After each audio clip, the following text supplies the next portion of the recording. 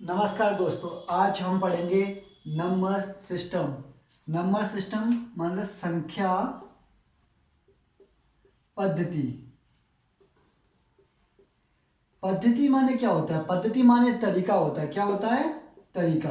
तरीका संख्याओं को पढ़ने लिखने का तरीका, इसको बोलते हैं अपन संख्या पद्धति या संख्याओं को लिखने के तरीके को बोलते हैं नंबर सिस्टम। नंबर सिस्टम पढ़ने से पहले हमें अंक के बारे में पता होना चाहिए। अंक क्या होता है? अंक होते हैं आपके 0 से 9 तक, यानी कि 0, 1, 2, 3, 4, 5, 6, 7, 8 और 9। ये कितनी होती हैं अपनी? 10। इन्हीं 10 अंकों से संख्याएं बनती हैं। अब अंक पढ़ लिया, अब संख्या के बारे में पढ़ते हैं। संख्या माने नंबर्स के बारे में। नंबर्स कैसे होते हैं? मतलब जब अंकों को ही हम इकाई, दहाई, सैकड़ा के क्रम में रखते हैं तब हमें संख्याएं प्राप्त होती हैं। जैसे कि कोई संख्या लिखी है 5, 4, 5, 6, 8, 2। पढ़ेंगे कैसे? 45,682। यानी पढ़ते कैसे हैं? ये अपना पहला जो अंक होता है वो इकाई का अंक होता है, फिर दहाई का, फिर सैकड़े का, फिर हजार का, फिर 10,000 का। इस तरह पर अंकों को रखते हैं, फिर इनसे क्या बन जाती हैं? संख्या। हमेशा संख्या पढ़ने के लिए हमेशा दाएं तरफ से शुरुआत करते हैं। यही हमारा इकाई का अंक होता है। इकाई का अंक होगा, फिर दहाई का, फिर सैकड़े का, फिर 1000 का, फिर 10,000 का, और लाख का, फिर 10 लाख का। इस तरह अपन संख्याओं को रखते हैं। संख्याओं को पढ़ने के बाद हमें पढ़ते हैं प्राकृतिक संख्याएं, क्योंकि प्राकृतिक संख्या में नेचुरल नंबर। नेचुरल नंबर वे संख्याएं जो एक से शुरू होकर एक से शुरू होकर कहाँ तक जाती हैं? अनंत की ओर जाती हैं।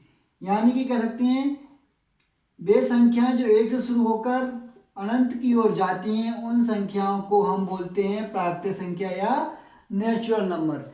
अब यह भी दो प्रकार की होती हैं। संख्या कितने प्रकार की होती हैं? दो प्रकार की प्राकृतिक संख्याएं। कौन कौन सी होती हैं? एक होती हैं आपकी सम संख्याएं, एक होती हैं विषम संख्याएं। अब सम वाली बात कर रही है। सम मतलब इवन नंबर। क्या? Even number. इवन नंबर है ना।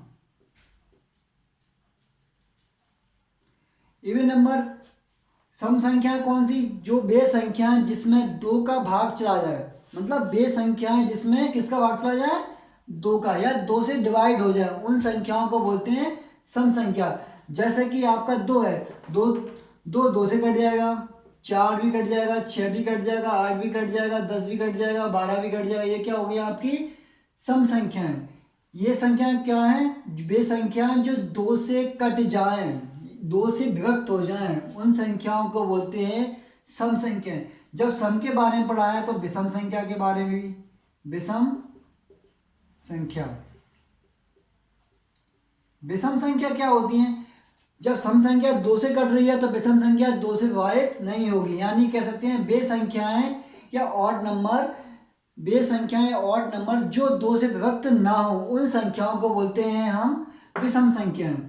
जैसे कि 1 है, 3 है, 5 है, 7 है, 9 है। ऐसी बहुत सी सारी संख्या होती हैं जो 2 से विभक्त नहीं होती हैं। इन संख्याओं को बोला जाता है विषम संख्याएं। ठीक है। सम संख्या 2 से विभक्त होनी, विषम संख्या 2 से विभक्त नहीं होंगी।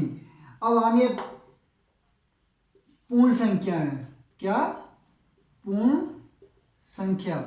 पूर्ण संख्या हम जानते हैं प्राकृतिक संख्या वे संख्या जो एक से शुरू होकर अनंत की ओर जाती हैं, लेकिन जो पूर्ण संख्या है वो 0 से शुरू होकर अनंत की ओर जाती हैं, उनको बोलते हैं हम पूर्ण संख्या या होल नंबर। हमेशा याद रखना, जो पूर्ण संख्या होती हैं वो प्राकृतिक संख्या नहीं होती। लेकिन हाँ, क्यों नहीं होती? क्योंकि प्राकृतिक संख्याएं हमें पता है कहाँ शुरू होती हैं? एक से शुरू होती है। इसलिए प्राकृतिक संख्याएं तो पूर्ण संख्या हो सकती है, लेकिन पूर्ण संख्या कभी प्राकृतिक संख्या नहीं हो सकती। क्लियर? अब अपन पढ़ते हैं पूर्णांक संख्या। Indian number. अब क्या होता है, पूर्णांक संख्या क्या होती है अपनी, पूर्णांक संख्याएं इंटीजर नंबर अपने होते हैं, वे संख्याएं जो पूर्ण संख्या तो होती हैं, लेकिन ये क्या है, पूर्ण संख्या धनात्मक होती है, लेकिन पूर्णांक संख्या में क्या होता है, पूर्णांक में धनात्मक और ऋणात्मक का संयोग रहता है, उनको क्या बोलते हैं, पूर्णांक संख्या। क्या बोलते हैं, पूर्णांक।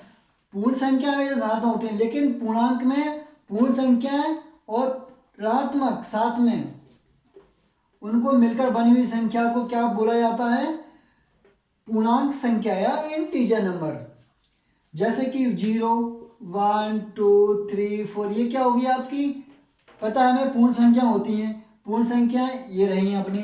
अब पूर्णांक में क्या होती है, पूर्णांक में होती है -1, -2, -3, यानी सभी पूर्णांक संख्या पूर्ण संख्याएं हो सकती हैं, लेकिन सभी पूर्ण संख्याएं पूर्णांक संख्याएं नहीं होती, क्योंकि पूर्णांक संख्या में ऋणात्मक संख्या भी होती है, इसलिए सभी पूर्णांक संख्याएं पूर्ण संख्याएं नहीं होती, लेकिन पूर्ण संख्याएं सभी पूर्णांक संख्याएं हो सकती हैं। आज का टॉपिक हम यहीं खत्म करते हैं। अपन नेक्स्ट टॉपिक में भाज्य, अभाज्य और भी जो डेफिनेशन होती है मेन इंपॉर्टेंट, अपन उनके बारे में पढ़ेंगे जो नेक्स्ट सेशन है। इसीलिए पहले आप चैनल को सब्सक्राइब करें, लाइक करें एंड शेयर करें, और अपने दोस्तों से कहें इसको अधिक से अधिक शेयर करने के लिए। और अगर कुछ पूछना हो तो आप कमेंट करके पूछ सकते हैं। धन्यवाद।